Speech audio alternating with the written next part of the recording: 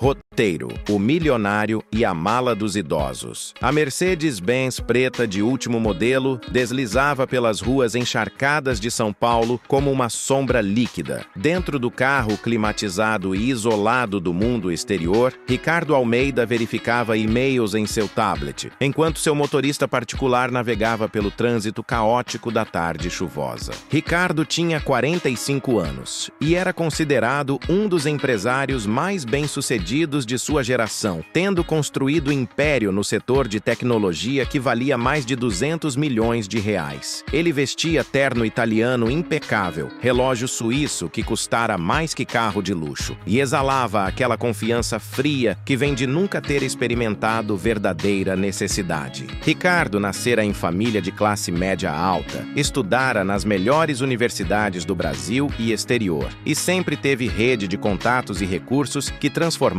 suas ambições em realidade. Para ele, sucesso era inevitabilidade, não conquista. Sua vida era meticulosamente organizada. Reuniões executivas ocupavam suas manhãs, almoços de negócios suas tardes, jantares em restaurantes 5 estrelas suas noites. Finais de semana eram divididos entre campo de golfe, academia particular e eventos sociais onde circulava entre outros membros da elite paulistana. Ele era casado há 15 anos com Mariana, mulher bonita e sofisticada que dirigia a galeria de arte. Não tinham filhos por escolha mútua. Crianças complicariam o estilo de vida cuidadosamente calibrado. Ricardo considerava-se homem bom dentro de parâmetros de seu mundo. Pagava impostos, através de contadores habilidosos que minimizavam obrigações. Doava para a caridade, quantias que lhe davam benefícios fiscais e reconhecimento social. Tratava empregados com cordialidade distante.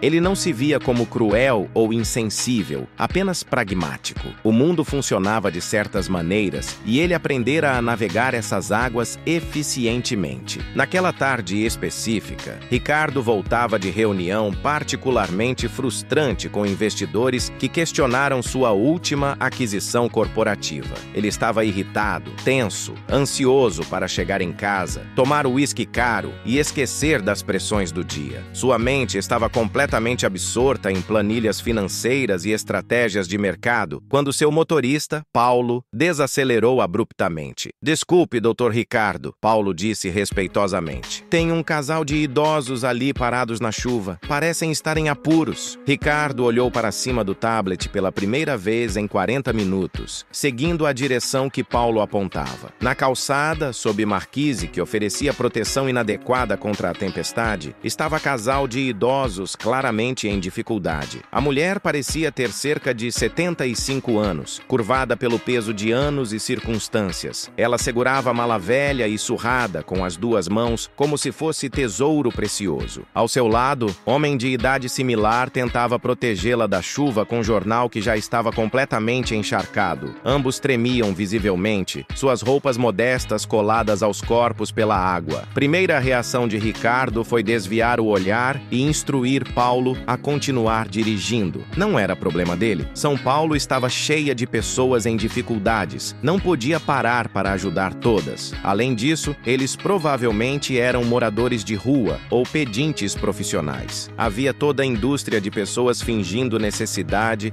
para explorar bondade alheia. Mas algo fez Ricardo hesitar. Talvez fosse maneira como a mulher segurava aquela mala, com dignidade que transcendia sua situação precária. Talvez fosse lembrança súbita e indesejada de seus próprios avós que faleceram quando ele era adolescente e pelos quais nunca dedicara tempo suficiente. Ou talvez fosse simplesmente momento raro de humanidade, penetrando a armadura de indiferença que ele construíra ao longo de décadas. "Paulo, pare o carro!" Ricardo ouviu-se dizendo, surpreendendo a si mesmo tanto quanto ao motorista. Paulo obedeceu imediatamente, encostando a Mercedes próxima ao casal. Ricardo baixou o vidro, deixando ar frio e úmido invadir o santuário climatizado de seu carro. "Senhores, precisam de ajuda? Posso levá-los a algum lugar?" O casal de idosos virou-se, surpresa clara em seus rostos enrugados. Eles claramente não esperavam que alguém, especialmente alguém em carro de luxo, parasse para oferecer assistência. O homem deu passo hesitante em direção ao carro,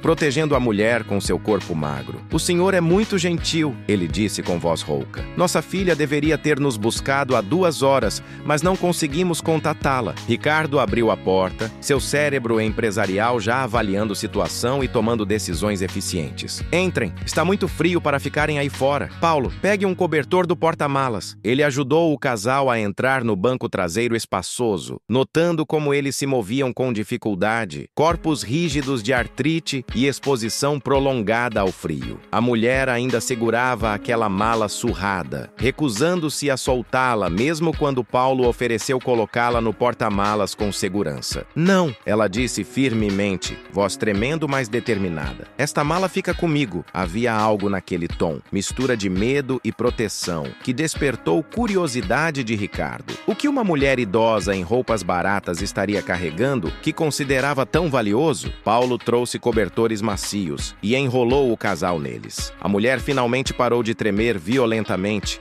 embora calafrios ainda sacudissem seu corpo periodicamente. O homem passou o braço ao redor dela, gesto protetor que falava de décadas de companheirismo. Ricardo observou essa intimidade com algo que poderia ser inveja, embora ele rapidamente suprimisse tal pensamento absurdo. Qual é o endereço de vocês? Ricardo perguntou, pegando seu celular para inserir destino no GPS. O casal trocou olhares desconfortáveis. Não temos casa no momento. O homem finalmente admitiu com vergonha evidente em sua voz. Nossa filha nos deixou aqui dizendo que voltaria, mas temos seus pertences e, bem, estávamos indo para abrigo de igreja que conhecemos. Ricardo sentiu desconforto crescente. Sem teto. Ele estava sentado em carro de R$500 mil com um casal de idosos sem teto. Seu instinto imediato foi levá-los ao abrigo o mais rápido possível e continuar com sua vida. Mas aquela mala que a mulher segurava tão firmemente continuava perturbando-o. Além disso, observando-os mais cuidadosamente, ele notou detalhes que contradiziam a impressão inicial de simples moradores de rua. As roupas da mulher, embora velhas e encharcadas, eram de qualidade. O casaco dele tinha etiqueta de alfaiate, que Ricardo reconheceu como marca cara de décadas atrás. Eles usavam alianças de ouro simples, mas genuínas. Suas maneiras eram educadas, sua linguagem era correta. Esses não eram pessoas que nasceram na pobreza. Eram pessoas que caíram nela, o que de alguma forma parecia ainda mais trágico. Vocês comeram hoje? Ricardo perguntou abruptamente. O casal balançou a cabeça em negativo. A mulher olhou para baixo, humilhação clara em seu rosto. Usamos nosso último dinheiro para comprar remédio para a pressão dele esta manhã, ela sussurrou. Não sobrou para a comida. Ricardo sentiu algo estranho em seu peito. Talvez culpa, talvez pena, talvez apenas desconforto agudo de confrontar sofrimento real de perto. Paulo, mude de direção. Ricardo decidiu impulsivamente. Vamos para minha casa. O motorista olhou no retrovisor com surpresa mal disfarçada, mas não questionou. Conhecia seu patrão tempo suficiente para saber quando perguntas não eram bem-vindas. O casal de idosos também pareceu chocado. Oh não, senhor, o homem protestou. Já foi gentil demais. Não queremos incomodá-lo mais. Não é incômodo, Ricardo disse, embora não estivesse completamente certo se isso era verdade. Vocês precisam se secar, comer algo quente e então decidiremos o que fazer. Minha esposa está viajando, então a casa está vazia mesmo. Era verdade. Mariana estava em feira de arte em Miami. Não retornaria por mais 3 dias. A casa de 4 andares em Jardins estaria vazia exceto por empregados. A mansão de Ricardo era tudo o que se esperaria de milionário bem-sucedido. Portão automático, jardins meticulosamente mantidos, arquitetura moderna com vidro e concreto aparente. O interior era decorado com gosto impecável por designer caro, móveis minimalistas, arte contemporânea nas paredes, tecnologia de ponta discretamente integrada. Era linda e impressionante, mas também fria e pouco convidativa, mais museu que lar. O casal de idosos entrou timidamente, claramente intimidado pela opulência ao redor.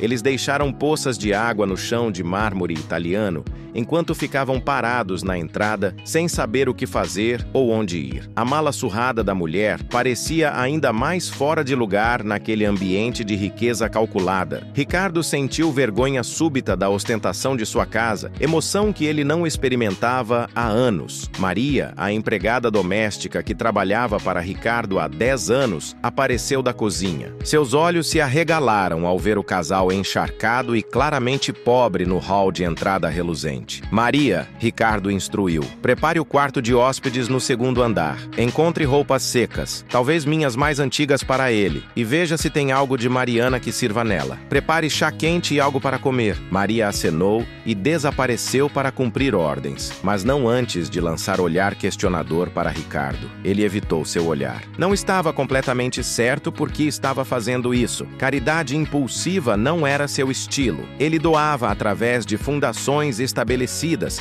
eventos organizados, nunca através de ação direta e pessoal que poderia ficar complicada ou emocional. Por favor, subam e tomem banho quente, Ricardo disse ao casal. Maria vai ajudá-los. Depois desçam e comeremos algo. A mulher finalmente olhou diretamente para ele, lágrimas misturando-se com água da chuva em seu rosto enrugado. Deus o abençoe, Senhor, ela disse com voz quebrada. Não sabíamos que ainda havia pessoas como o Senhor neste mundo. Ricardo desviou o olhar, desconfortável com gratidão tão crua. Não é nada, ele murmurou, embora soubesse que era mentira. Para ele era praticamente nada. Custo de uma refeição, uso de quarto vazio, algumas roupas velhas. Mas para aquele casal, naquele momento, era tudo. Era a diferença entre desespero e esperança, entre frio e calor, entre fome e saciedade. Ele nunca pensara sobre poder em termos tão concretos antes. Enquanto o casal subia as escadas escoltado por Maria, Ricardo foi para seu escritório e serviu-se generoso copo de uísque escocês de 25 anos. Ele precisava processar o que acabara de fazer e por quê. Não era como ele era prático, estratégico, não emocional ou impulsivo. Negócios bem-sucedidos eram construídos sobre cálculos racionais, não caridade aleatória, mas algo sobre aquele casal o perturbava. A dignidade em sua pobreza, o amor evidente entre eles apesar de circunstâncias devastadoras. A mala que a mulher segurava como se contivesse salvação e, mais perturbador, lembrança que começava a emergir de seus próprios avós, mortos há mais de 20 anos, que ele negligenciara em seus últimos anos enquanto construía império. Seu avô paterno, João Almeida, fora homem simples, que trabalhara a vida inteira como vendedor em pequena loja. Não era rico ou importante, mas era gentil e paciente, sempre tendo tempo para neto ambicioso. Mas quando Ricardo foi para a universidade nos Estados Unidos, aos 18 anos, as visitas tornaram-se raras. Quando voltou ao Brasil 5 anos depois, carregado de diplomas e planos grandiosos, tinha ainda menos tempo. João falecera de ataque cardíaco quando Ricardo tinha 27 anos. Ricardo estava em Nova York, fechando negócio importante e perdeu o funeral. Sempre planejara compensar, passar tempo com o avô depois que negócios se estabilizassem, mas essa oportunidade nunca veio. E agora, olhando para aquele casal de idosos em sua casa, ele via fantasma de escolhas não feitas, tempo não dedicado, amor não expresso. Maria bateu suavemente na porta do escritório. Senhor Ricardo, os senhores estão descendo. Preparei sanduíches e sopa na sala de jantar como solicitou. Ricardo terminou seu uísque e endireitou gravata, voltando ao modo profissional e controlado. Ele encontrou o casal na sala de jantar, agora vestindo suas roupas velhas, que eram ainda assim infinitamente melhores que trapos encharcados que usavam antes. O homem vestia a camisa social de Ricardo de 5 anos atrás e calças que ficavam um pouco grandes, mas funcionavam. A mulher usava vestido simples de Mariana e casaco de lã. Ambos tinham cabelos limpos e secos, rostos rosados de água quente e expressões misturadas de gratidão e desconforto. A mala surrada estava ao lado da cadeira da mulher, ainda sob guarda vigilante. Eles comeram como pessoas que não haviam feito refeição adequada em dias, o que provavelmente era verdade. Ricardo observava-os entre garfadas de seu próprio prato, fascínio crescente competindo com desconforto. Quando foi a última vez que realmente viu alguém com fome? Quando foi a última vez que testemunhou necessidade real, em vez de apenas abstrações estatísticas? Meu nome é Ricardo Almeida, ele disse finalmente, descendo decidindo que formalidades mínimas eram necessárias. E vocês são? O homem limpou boca com o guardanapo antes de responder. Eu sou Antônio Silva e esta é minha esposa Rosa. Senhor Ricardo, não temos palavras para expressar nossa gratidão. O senhor literalmente nos salvou hoje. Ricardo acenou desconfortavelmente. Foi simples decência humana. Qualquer um teria feito o mesmo. Mas mesmo enquanto dizia isso, ele sabia que era mentira. Quantos carros passaram por aquele casal antes que ele parasse? Quantas pessoas viram e simplesmente seguiram em frente? Provavelmente centenas. Ele só parou por impulso momentâneo que não conseguia completamente explicar. Não, senhor, Rosa disse suavemente, olhando diretamente para ele com olhos castanhos que carregavam peso de sofrimento vivido. Muito poucas pessoas teriam parado, especialmente alguém como o senhor, com vida claramente ocupada e importante. Mas o senhor parou. Isso significa mais do que pode imaginar. Havia algo naqueles olhos, gratidão misturada com tristeza antiga, que tocou parte de Ricardo que ele mantinha cuidadosamente enterrada. Após a refeição, quando Maria limpava a mesa, Ricardo não conseguiu mais conter curiosidade. Dona Rosa, posso perguntar, aquela mala que a senhora segura tão firmemente, o que há dentro dela que é tão importante? Rosa olhou para Antônio, comunicação silenciosa passando entre eles. Ele assentiu levemente, dando permissão para algo. Rosa puxou a mala para seu colo, dedos tremendo ligeiramente, enquanto abria os fechos enferrujados. Esta mala contém tudo o que resta de nossa vida, ela disse simplesmente. Nossa história, nossas memórias, prova de que uma vez fomos mais que apenas dois velhos sem teto, sendo ignorados na chuva. Ela abriu a tampa lentamente, revelando conteúdo que fez Ricardo inclinar-se para a frente involuntariamente. A mala estava organizada meticulosamente. Havia envelopes cuidadosamente marcados, fotografias protegidas em plástico, documentos dobrados com precisão. Rosa começou a retirar itens um por um, colocando-os na mesa com reverência de quem manuseia relíquias sagradas. Cada objeto tinha história, e ela começou a contá-las. Esta é fotografia de nosso casamento em 1968, ela disse, mostrando imagem amarelada de casal jovem e radiante diante de igreja pequena. Antônio no terno alugado com sorriso enorme, Rosa em vestido branco simples que ela mesma costurara, ambos olhando um para o outro com amor tão puro que parecia brilhar através das décadas. Tínhamos 22 anos, não tínhamos nada exceto um ao outro, e achávamos que isso era tudo que precisávamos. Ricardo pegou a fotografia tocando cuidadosamente as bordas desgastadas. Havia algo na felicidade daquele casal jovem que contrastava agudamente com sua própria vida. Ele e Mariana se casaram em cerimônia elaborada que custou mais de R$500 mil.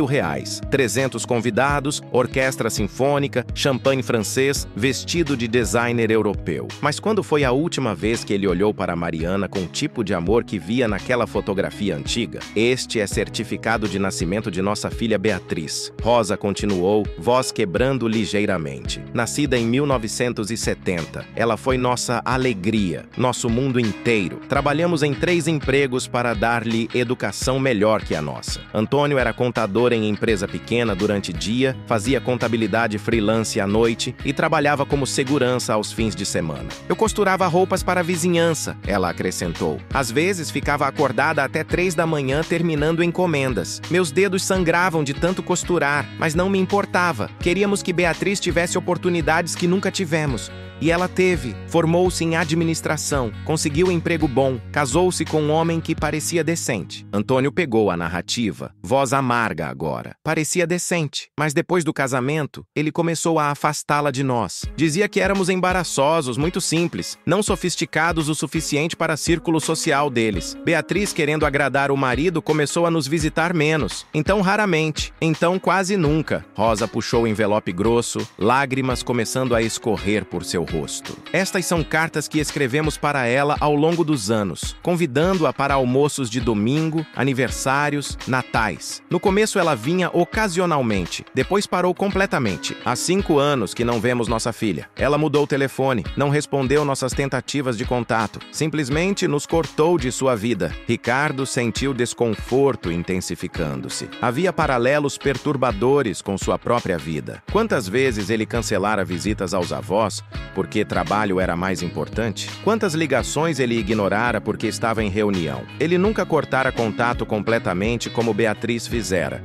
mas negligência também era forma de abandono, só que mais lenta e menos honesta. Há 6 meses perdemos nossa casa, Antônio continuou. Eu tive derrame leve e não pude mais trabalhar. Nossa pequena aposentadoria não cobria aluguel e medicamentos. Tentamos contatar Beatriz desesperadamente, mas sem sucesso. Acabamos na rua. Esta mala e roupas que vestíamos eram literalmente tudo que tínhamos. Rosa mostrou mais documentos. Estes são recibos de cada mensalidade escolar que pagamos para Beatriz. Cada livro, cada uniforme. Este é diploma dela que ela deixou em nossa casa quando se mudou e nunca voltou para buscar. Guardamos tudo, pensando que um dia reconciliaríamos e riríamos de dias difíceis juntos. Mas o mais precioso, Rosa disse, retirando pequena caixa de veludo surrada do fundo da mala. É isto. Ela abriu a caixa revelando anel de diamante pequeno, mas bonito. Este anel pertenceu à minha avó. Foi passado para minha mãe, depois para mim. Eu planejava dar para Beatriz no casamento dela, mas, bem, ela escolheu joia cara que sogros compraram. Este anel não era bom o suficiente. Ricardo pegou a caixa, examinando o anel. O diamante era pequeno, talvez 1/4 de quilate.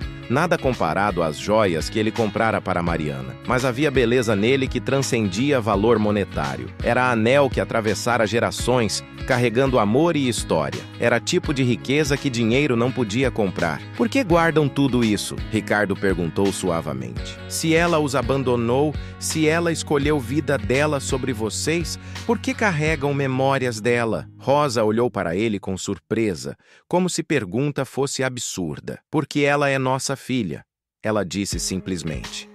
Amor de pais não termina porque é rejeitado. Nós guardamos estas memórias, esperando que um dia ela volte, que ela perceba o erro, que ela nos queira em sua vida novamente. Algo quebrou dentro de Ricardo naquele momento. Talvez fosse barreira de indiferença cuidadosamente construída. Talvez fosse negação sobre próprias escolhas e falhas. Ele pensou em seus avós, em tempo que nunca dedicou, em amor que tomou como garantido.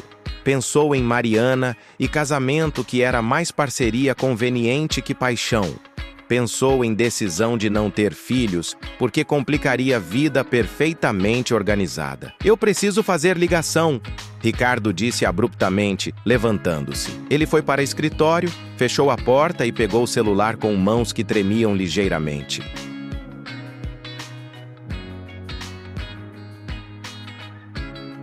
Ele tinha recursos que aquele casal não tinha.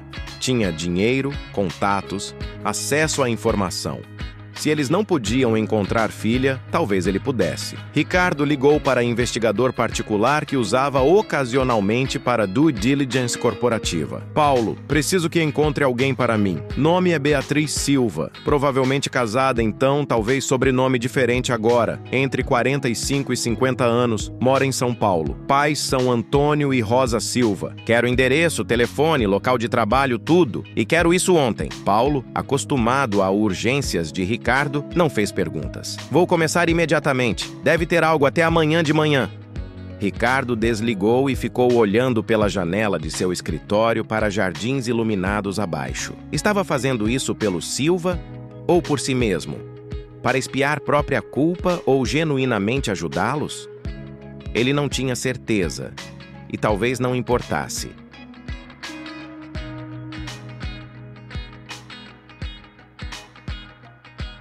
Quando voltou à sala de jantar, encontrou Rosa e Antônio organizando cuidadosamente os itens de volta na mala. Desculpem por mostrar tudo isso, Rosa disse. Não queríamos ser peso ou despertar pena, mas o senhor perguntou e... Bem, faz tempo que não tínhamos ninguém para compartilhar história. Ricardo balançou a cabeça. Não peçam desculpas. Obrigado por confiarem em mim. É tarde. Ele continuou. Vocês vão ficar no quarto de hóspedes esta noite. Amanhã veremos o que pode ser feito sobre a situação de vocês. Antônio começou a protestar, mas Ricardo levantou mão. Não é debate. Está decidido. Maria vai mostrar o quarto e certificar-se que tem tudo o que precisam. Sua voz tinha tom que não permitia argumentação, tom executivo, acostumado a ser obedecido. Depois que o casal foi para a cama, Ricardo permaneceu em seu escritório até tarde, incapaz de dormir.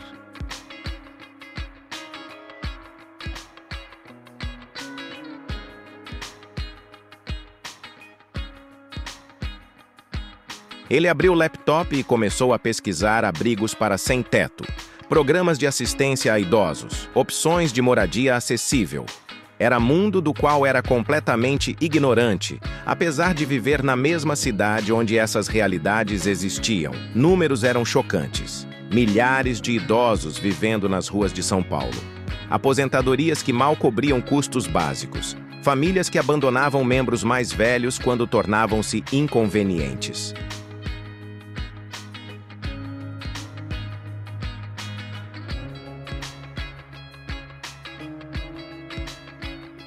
Era a crise invisível para pessoas como Ricardo, escondida atrás de muros de privilégio e indiferença deliberada. Mas agora ele havia visto rostos reais, ouvido histórias reais, segurado provas tangíveis de amor e rejeição. Seu celular tocou às 2 da manhã. Era Paulo, investigador. Encontrei sua Beatriz Silva. Agora é Beatriz Carvalho, casada com o empresário Rodrigo Carvalho. Moram em Alphaville. Casa avaliada em 3 milhões. Ela trabalha como gerente de marketing em empresa de cosméticos. Mandei endereço e telefone por e-mail. Foi surpreendentemente fácil.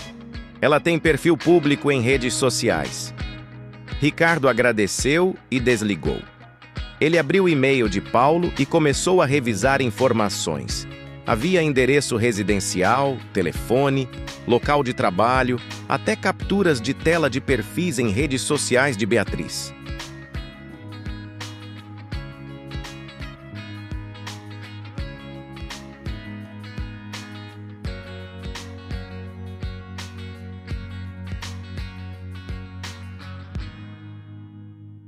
Ele olhou para fotografias dela, mulher atraente de meia idade, bem vestida, sorrindo em poses cuidadosamente curadas, em restaurantes caros, viagens internacionais, eventos sociais. Não havia uma única fotografia de pais, nenhuma menção a eles. Era como se Antônio e Rosa simplesmente não existissem em vida cuidadosamente construída de Beatriz. Ricardo sentiu raiva crescendo, emoção intensa que ele raramente permitia se sentir.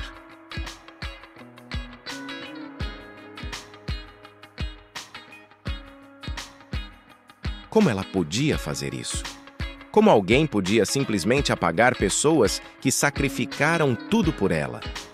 Mas então, ele olhou para sua própria vida e reconheceu incômodas similaridades. Quantas fotografias ele tinha de avós? Praticamente nenhuma. Eles não se encaixavam em estética moderna de seus perfis profissionais. Quando foi a última vez que visitou túmulos deles? Anos.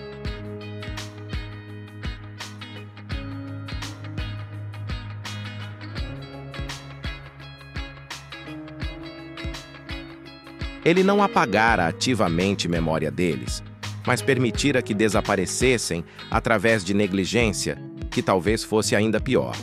Ricardo tomou decisão. Na manhã seguinte, ele ligaria para Beatriz, mas não como estranho fazendo caridade, como alguém confrontando-a com consequências de suas escolhas. Ele tinha poder e influência que Rosa e Antônio não tinham. Talvez pudesse usar isso para fazer diferença, para forçar reconciliação que deveria ter acontecido anos atrás. Mas havia risco.